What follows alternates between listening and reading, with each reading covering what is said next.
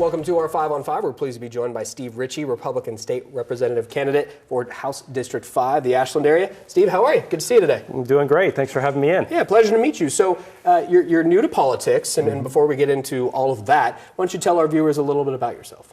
Well, my wife and I moved to Ashland in 2011. My wife of 25 years grew up in Ashland. I first came to Oregon in 1982 to go to Oregon State University and graduated with a forestry degree in 1987. Bounced around the West for a little while, and most recently, before moving back, we were in California and could not wait to move back to Oregon. And who can blame us? It's a beautiful place to live. We love it up here. So finally, everything came together, the stars aligned, and in 2011 we were able to move back to Ashland full time. Okay, and so you're a businessman, Flame Inc.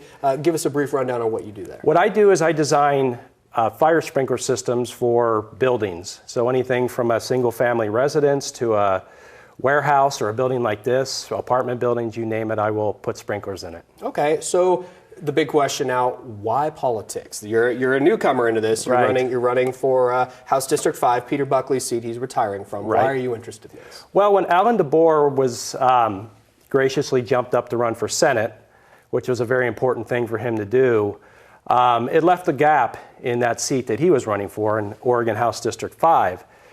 And bottom line is there needs to be an election and not a coronation. A healthy democracy really depends upon a diverse set of opinions and a healthy debate. And I don't feel as though in Salem there has been a real diverse set of opinions for the last number of years. And it's important to get out different viewpoints and have that civil, valuable debate and talk about all the ideas, not just one side. Okay, well, we'll get into a little bit of that nitty-gritty in a moment. First, we're going to take a quick commercial break. Stay with us. Welcome back to our 5 on 5. Again, we're here with Steve Ritchie, a Republican State Representative candidate for House District 5, the Ashland area. So you're running as a Republican to replace Peter Buckley.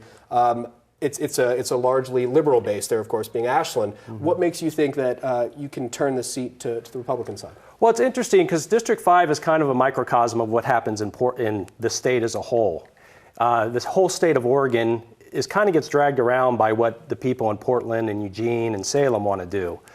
And District 5 is very much the same way, where the population base is in Ashland, but the district is 95% rural. And I think in my getting out into the district and talking to people don't agree.